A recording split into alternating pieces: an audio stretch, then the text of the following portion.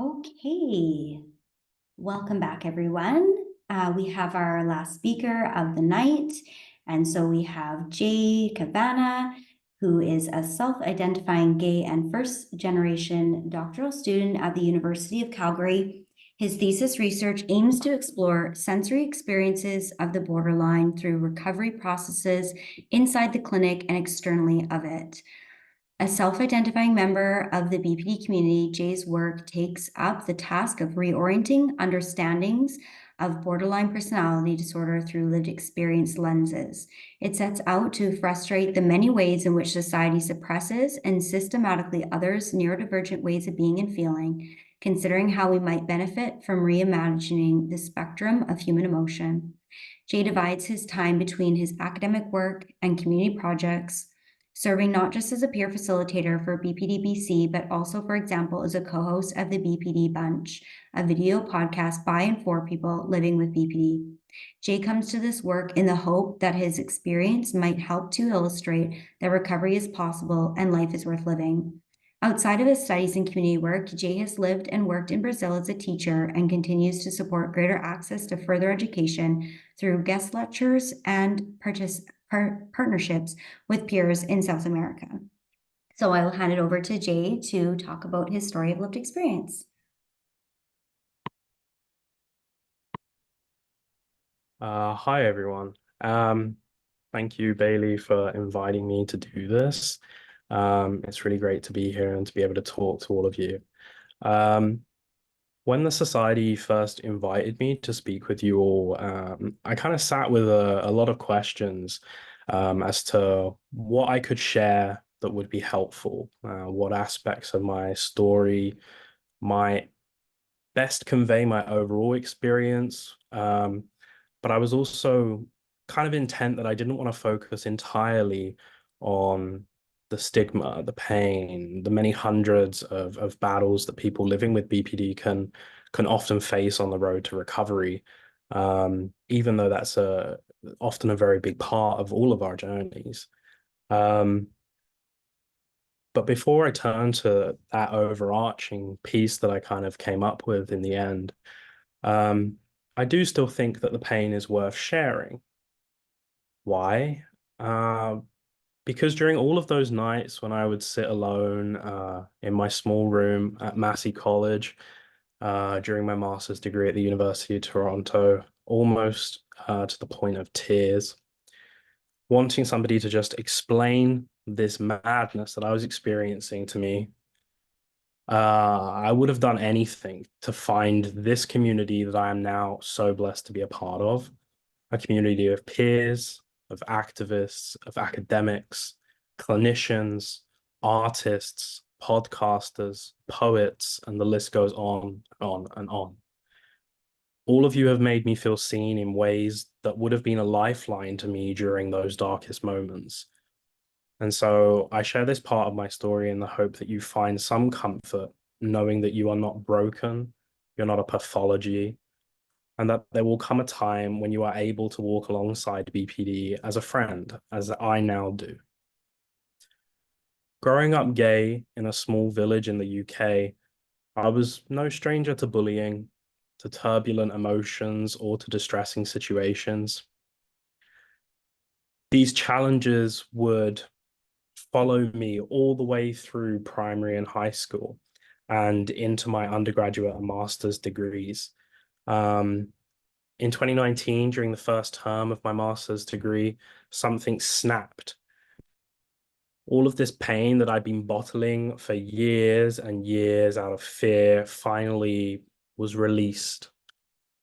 And from October 2019 to March 2020, I found myself going in and out of hospitals almost weekly in an attempt to try and find some answers to not only what I was feeling and why I was feeling so low, distressed, and unable to function, honestly, but also how I could get that to stop.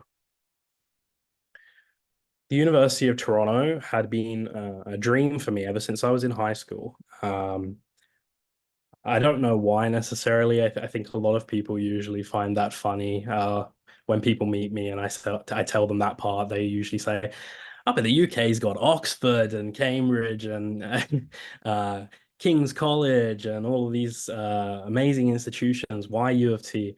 But there was just something so magical about it to me. I went to Toronto, which is where I am currently, with my then partner in 2016, and something just really caught me about the space, and I just knew that I really wanted to be there. Um, so yeah, it had been a dream for me, and yet at that time I could really feel it slipping through my fingers. Um, I couldn't manage anything. I couldn't focus long enough to read, nor could I find a window in the chaos that I was experiencing to even write a paper. I couldn't really even help those around me to understand because I didn't understand it either. And for me, this time in my life felt like one where I was constantly running. I felt cramped everywhere, gasping for air, but never quite being able to stop, constantly running, running, running.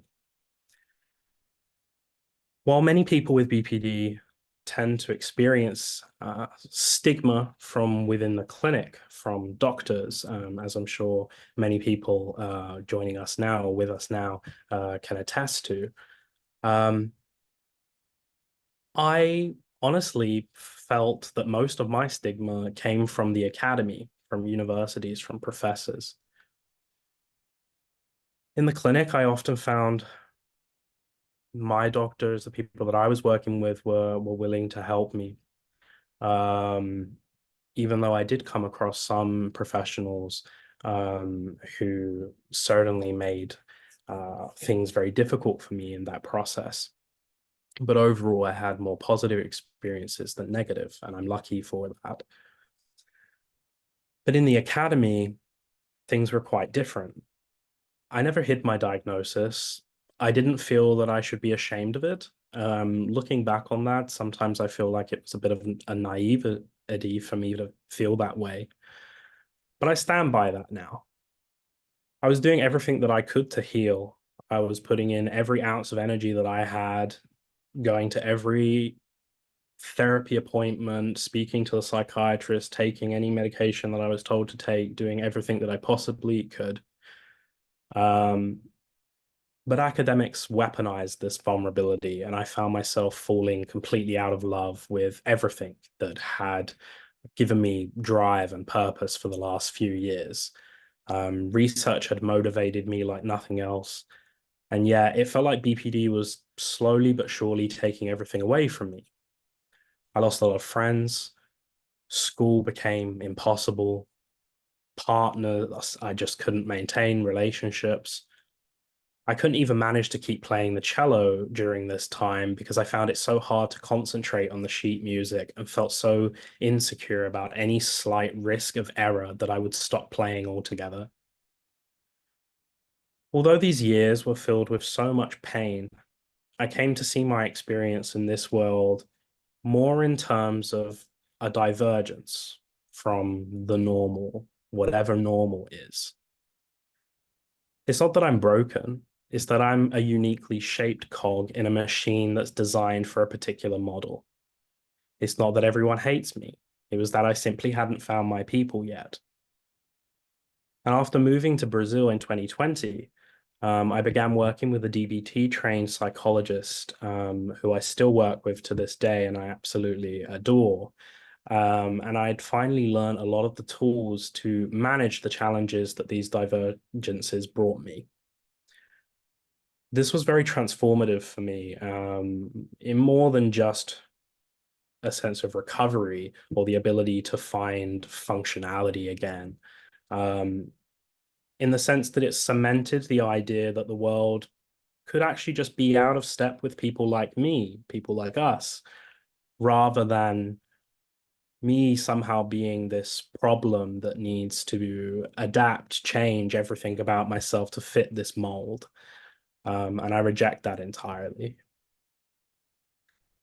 Over the past few years, through both my doctoral research and the community engagement experiences that Bailey had mentioned during my introduction, um, I've realized that the narrative around BPD really needs to change to center the many superpowers that BPD can bring.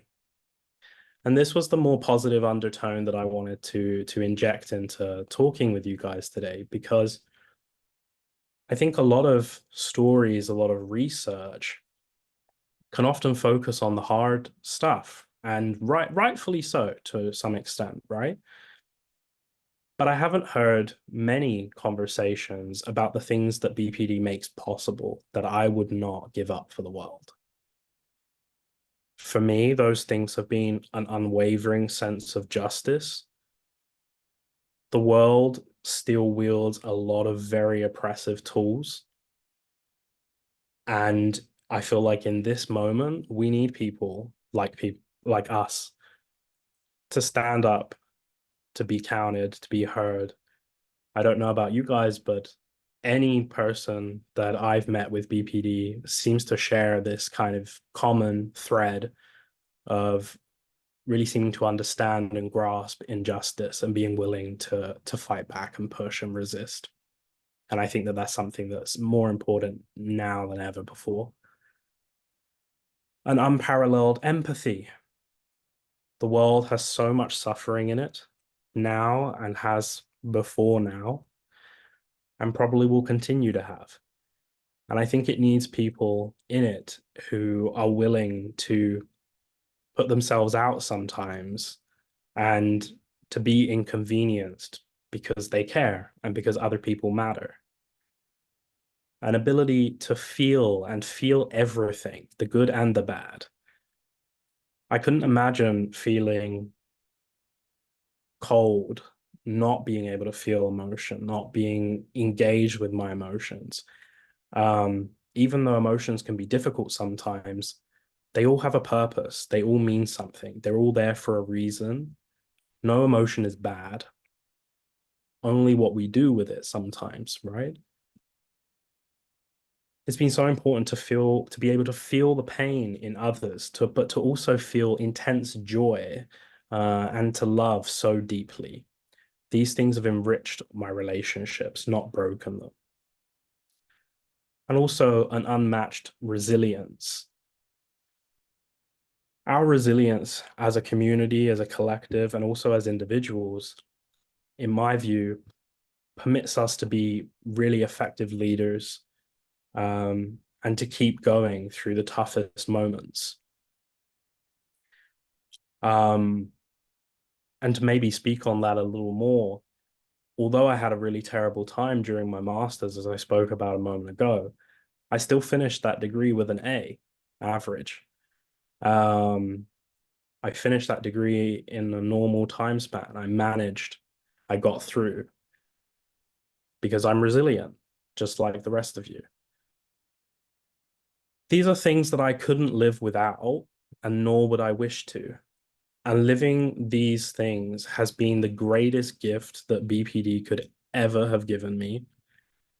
The narrative needs to change to reflect the diversity of our emotional experiences and to move beyond our normative understandings that I think are causing so much harm. It's not wrong to feel, it's not wrong to experience our emotions. Um, and I think all too often we're taught otherwise. And I think that causes us so much harm. Um, Bailey, I was hoping that we could maybe chat about some possible questions.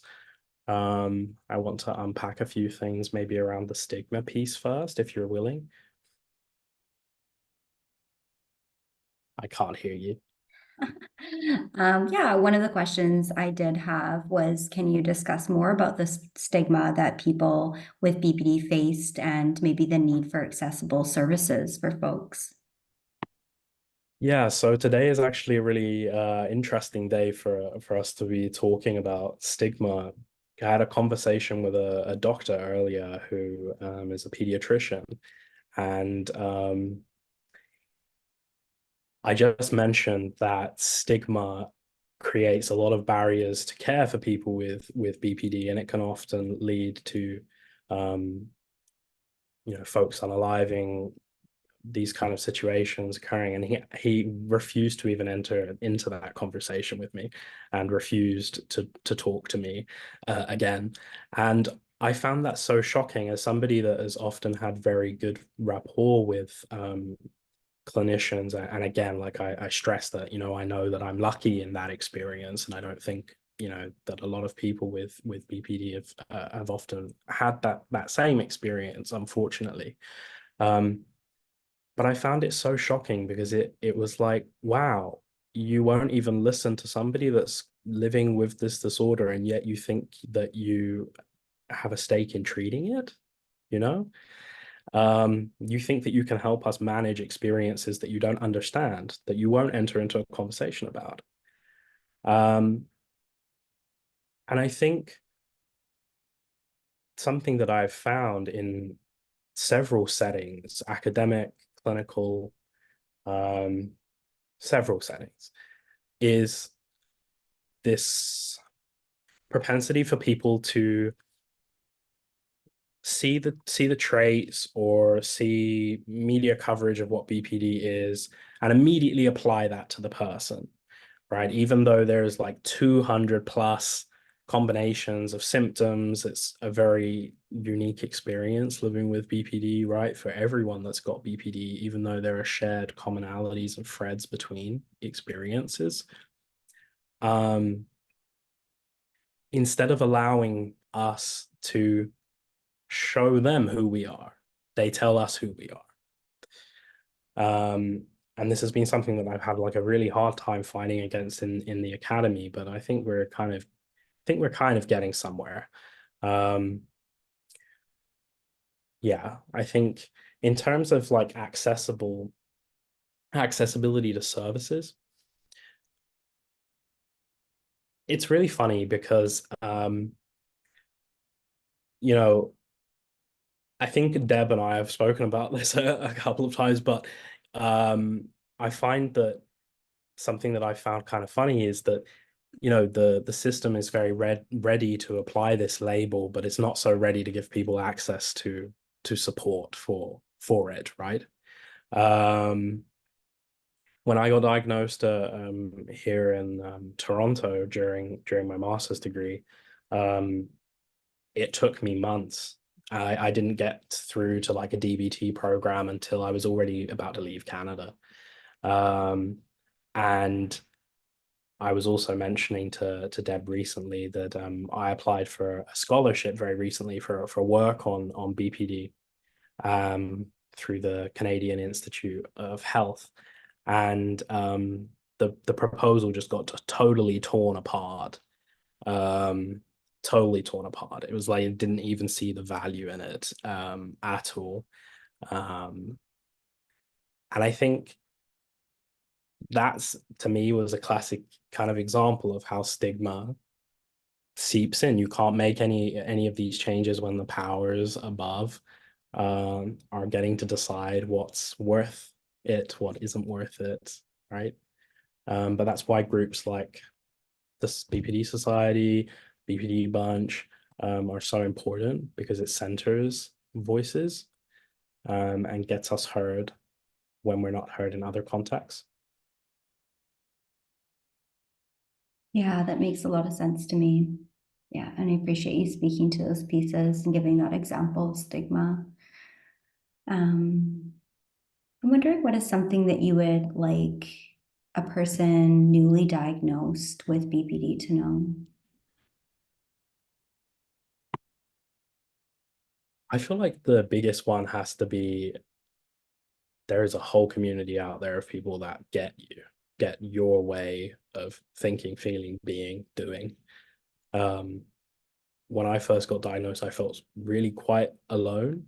Even though I had a lot of good friends at the time, um, I felt like nobody could quite grasp how I was feeling, and thought that, anytime I was going through something difficult, that I was making a thing of it rather than feeling it so deeply that that was how I was expressing it. It was maybe magnified to them because that's what it felt like inside.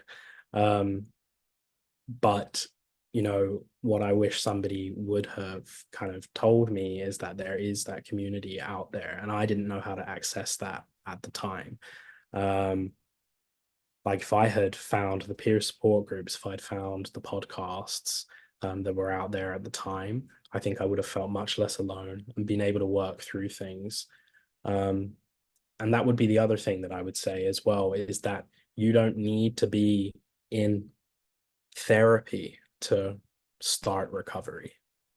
I started working towards recovery here in Toronto without a therapist, um, through self-help books, through even just more being more mindful of my own experiences and self-validating, or trying to develop those kinds of skills on my own, and having an awareness of what I was going through, um, and trying to make small, manageable changes. Um, Obviously, they didn't solve all of the problems, but it was a good starting point, and it definitely helped me get through at a time where there was not really a lot of access to support, especially because we had just entered COVID, just shortly after I had got my diagnosis. So yeah, I think those are two things that I would definitely like people to know. Yeah, and just expanding on that, like what would you say was the most helpful for you in your healing journey? So you've touched on some of those like communities and there might be a few aspects. Yeah, I will say for me personally, I really think that having a therapist that's not coming at therapy trying to fix, but help you manage life in the way that you want, in a way that's meaningful to you. Something that's made my like therapeutic relationship really successful is that I've been able to question my therapist and hit back and forth with her about concepts in DBT, or other approaches that like I don't get or I don't agree with or whatever, and we've had that kind of rapport, um, and she hasn't, I guess, pathologized me. It's not like, I feel like in a lot of other contexts I've been perceived as just being difficult when I do that, when it's actually like, no, I'm trying to understand. I'm trying to also explain that maybe that doesn't work for me. And can we find a way that does work for me? So I think that has been really important, for me. Um, in addition to that, I think also just being really patient with yourself. Like this is a marathon, not a sprint. And there are lots of peaks and valleys and successes along the way, and it's important to celebrate the small things, the small wins. Um, when I was growing up, I felt like life was constantly chaos, like just constantly going through things. If it went from one thing to another, um, and because of that, it was important for me to honor and understand the fact that when I do something small, it's still really meaningful and powerful. Great, thank you. A last question for me, and if anyone has any questions, they can put it in the chat. What are you looking forward to in the future?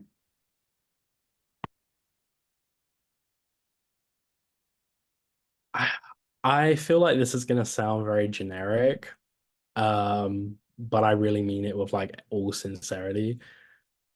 Honestly, like a moment where people with BPD or people with any neurodivergent experiences of life and emotions, um, get a fair shot at life, because we all offer so much. Um, we really do. And every single time that I facilitate with other folks in the society, like I see that every single week. We have all of the peers that join the groups are often sharing so many experiences that are so that speak to the depth of like emotionality, the depth of empathy that we all have for each other, and how much that we offer. I think a lot of people always talk about these qualities, but then when they're right in front of them, they don't honor them. Do you know what I mean? So I really hope that we get to a point where a lot of these narratives start to recede a little and people start to think about where some of those narratives have come from and allow themselves to be challenged on their perceptions. And I think we're getting there, and that's part of why I do the work that I do, and I guess why you guys do the work that you do. Thank you so much, Jay. That was a beautiful story that you shared. And we have a note in the chat from Nicole saying, what an amazing advocate. Sorry. What an amazing advocate you are for people living with BPD. You give them hope, and their family members and caregivers hope too. And thank you so much for being so vulnerable and sharing your story. And we also have Cynthia. Thank you so much, Jay. That was incredibly powerful. And I agree with that. So thank you so much for your time sharing today and for all the work you do with the virtual group. And yeah, I appreciate you. Oh, we have another one. Thank you, Jay. So grateful for you in the world. Beautifully worded. Thank you for sharing. Yeah. Thank you for listening, guys. Yeah. Great.